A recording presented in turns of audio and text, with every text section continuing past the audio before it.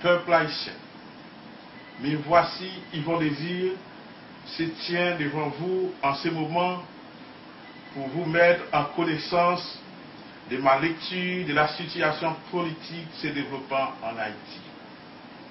Mesdames, Messieurs, avant 1986, parce que le régime d'alors avait pris soin d'éliminer physiquement ses opposants politiques pour arriver à un environnement politico-stable, impaisible, la nation presque tout entière, emmenée par les soi-disant leaders, privés d'une vision claire, étiquetait le régime des sanguinaires et nous ont conduit là où nous sommes aujourd'hui.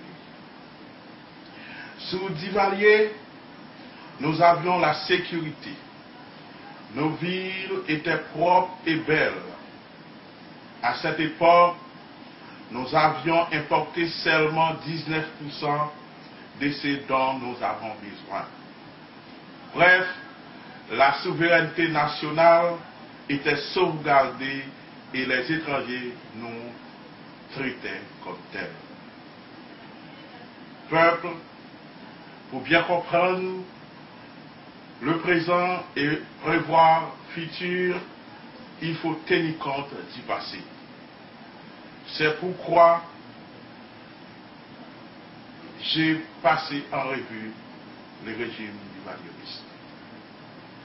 Ceci étant dit, durant les années 1985 et 1986, par manque de clairvoyance et pris sur le coup de l'émotion, la majorité d'entre nous et nos soi-disant leaders ont inversé Jean-Claude Duvalier du pouvoir. Après tant de devoirs et de souffrances endurées et d'appels au déchoucage et au rasé-brisé, à la destruction des biens publics lancés par Vengeance Paul et ses acolytes du secteur dit démocratique, on avait enfin, le 16 décembre 1990, élu un président issu du suffrage universel. Malgré ces avancées qualifiées démocratiques, la corruption, l'éphémérité, les tractations subversives, les coups de couteau dans les dos, les chiens manger chiens, faisaient la pluie et le beau temps. De cette politique aérienne, un coup d'État prenait naissance pour enterrer à jamais la souveraineté nationale.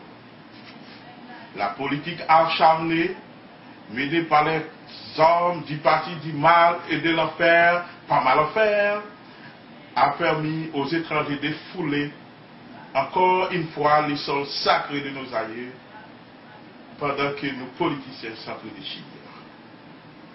Ils ont formé une centaine de partis politiques sans vision et sans représentation, favorisant ainsi l'instabilité et la corruption qui est un cancer au développement d'Haïti.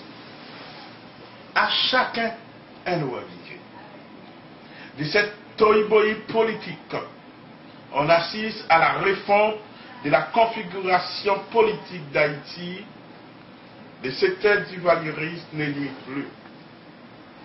Pendant ce qui reste comme infrastructure du pays se détériorait et se délabrait, le secteur dit démocratique se subdivisait et se multipliait pour constituer un ensemble de partis devant conduire le peuple dans les trous infernales. Le 12 janvier 2010 entérine leurs prétentions où le tremblement de terre a fait plus de 200 000 morts et un peu plus d'1 million de sans-abri. C'est le jour qui marque l'incompétence de notre système politique. Pour remédier à cette situation infernale, ou encore pour retrouver fièrement notre souveraineté nationale, a demandé tout paquet de partis politiques pour engager dans la route modernité. C'est pour suspendre le système archaïque chien mange chien. Côté, yo prend avantage d'envoyer peuple dans la rue pour craser briser, pour faire déchoucage.